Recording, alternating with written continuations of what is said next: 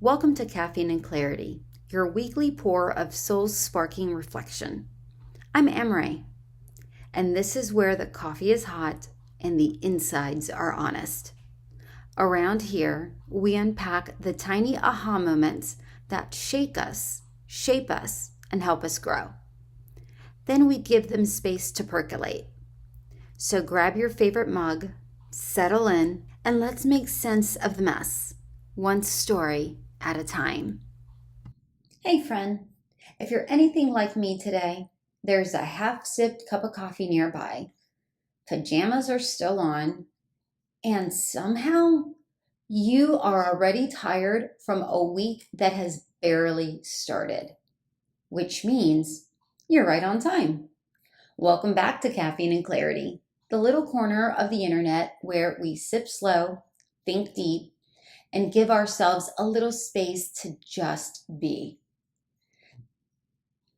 Today, I want to tell you about one sentence that made me laugh and then made me rethink the way I hold on to people, habits, and help. It started with a little joke. It ended with a quiet, necessary letting go. Take a breath with me. Inhale and exhale. Let's get into it. So, I had this conversation the other day with a friend.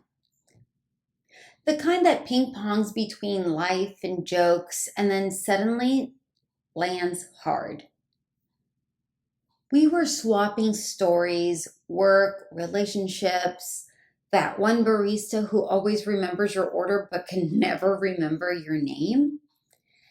And out of nowhere, he drops this line. Your therapist cares about you as much as a stripper loves a man. I laughed, like out loud, completely unprepared. Coffee in the wrong pipe kind of a laugh, right? And then I didn't. Because the way he said it, I knew he was poking at something true. Not that therapists don't care, they do. Let's be very clear about that. Deeply within professional boundaries, of course. But the kind of true that reminds you of the role we sometimes try to force people to play in our lives. I asked him to repeat it, slower. Your therapist cares about you as much as a stripper loves a man. It landed in my chest like a pebble on a still lake. Small splash, big ripples. Here's why. I thought about my own experience with therapy. I had this one therapist, smart, insightful, and allergic to fluff. She asked questions that cracked open doors I didn't even know were there. One day, after a season of steady work, she looked at me and said, "You're doing the work. I don't think you need me anymore. But if something new comes up, check in." I loved that. No keeping me hooked, no scarcity, a clean, generous release. Then I remembered a guy I dated briefly who told me, kind of proudly, that he'd been seeing the same therapist for over 10 years. 10 years. Now, nuance, please. Some people do long-term therapy for very good reasons. Complex trauma, chronic conditions, deep processes that unfold over time. This isn't a dunk on that. But in his case, something in me went ding, ding, ding, red flag, party of one. He was not evolving. He was outsourcing. And that made me curious about me. Do I stay longer than I should on things that were only ever meant to help me get started? Do I keep leaning when I'm strong enough to stand? I can't even pretend I don't. I've teamed up with people in business because I was scared to fail alone. I've stayed in relationships because I was terrified of failing again. I've used support like a soft blanket I draped over my self-trust, telling myself I'd stand up next week, next plan, next version of me. Sometimes we call something help when it's actually a crutch. And sometimes we lean long after we've grown the legs to walk. And don't we all do it? With gurus, with coaches, with wellness programs, with subscriptions we never cancel, with the person who texts back fast and makes it easy not to hear our own voice.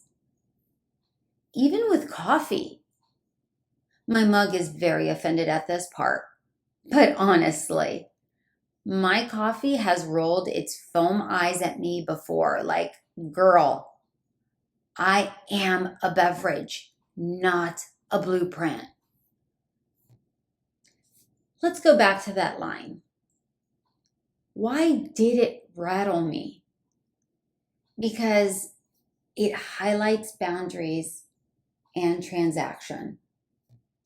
A therapist's care is real, but it's professional care, structured, ethical, time-bound. A dancer's affection in a club is real in its own way too, contained within a context, a performance, a boundary. In both cases, the frame matters. The problem isn't the frame. It's our expectations inside it. We get hurt when we want the frame to be our forever.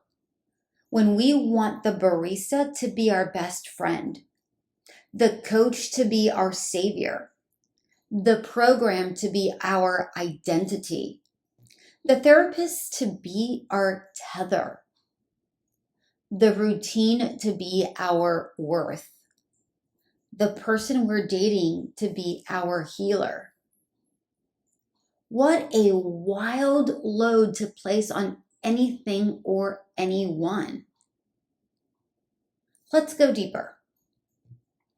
Underneath clinging, there's usually one of three things. Fear. If I let go, I'll fall. Narrative. If I stop, it means I failed. Numbness. If I keep this, I don't have to feel that. So we hold. We double down.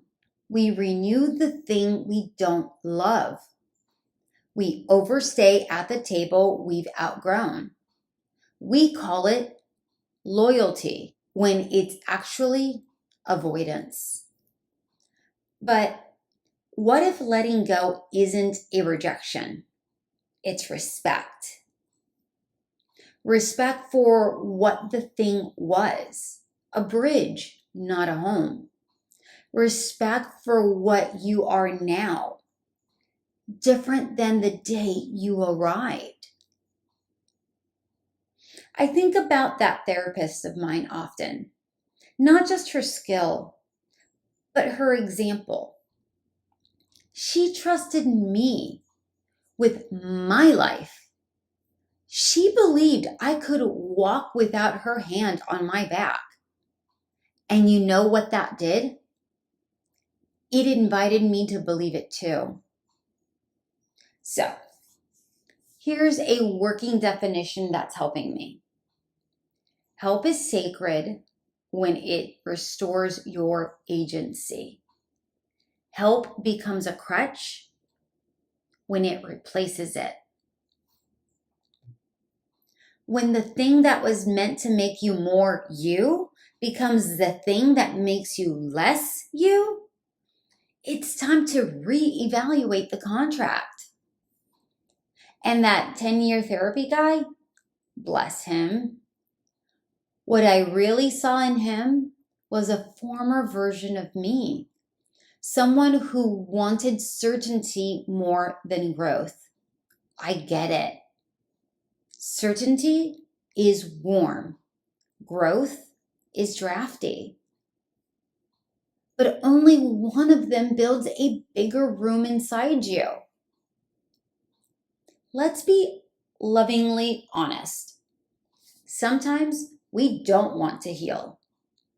We want to be held forever, because healing asks for movement, and movement means crossing the bridge, and crossing the bridge means leaving something behind. I'm not saying toss your supports. I'm saying ask a kinder question, like, is this still medicine for me, or has it become maintenance for my fear? If this is you, if you feel the tiny tug to release or revise something, you don't need to do it dramatically. Burn no bridges. Make no declarations. You get to be soft about this. Try this little practice. I call it the let go audit. Make 3 columns on a sheet of paper. Name them lifelines, training wheels, and anchors. Lifelines are the ones you keep. People, practices that return you to yourself. Training wheels are your transition. It's support you don't need every single day anymore. Anchors are the things we're wanting to release or rework. Things that hold you down more than they hold you steady. Then pick one tiny shift in the training wheels or anchors column. Not 10, not 3, just 1. So for example, pause one recurring session for a month and see how you self-resource. Change a daily scroll into a daily stretch. Switch text them first to text myself first with a quick check-in. What do I actually need right now? Move a support from weekly to bi-weekly and fill the gap with a solo walk or a journal page. And this part is important. Bless what you're letting go of. Thank it for the season it served. You got me across. I couldn't have done it without you. And now I'll keep going. If you're someone who's tempted to hear this as, I should be further along, pause.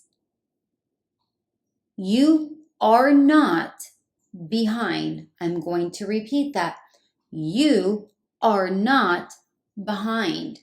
You are becoming. The road is not linear. It's seasonal. Some seasons are for scaffolding. Some are for sky. Let's do a tiny presence practice together. 60 seconds. Relax your jaw. Soften your shoulders. Feel your body where it meets the chair. Inhale for a slow count of 4. Hold for 2. And exhale for 6.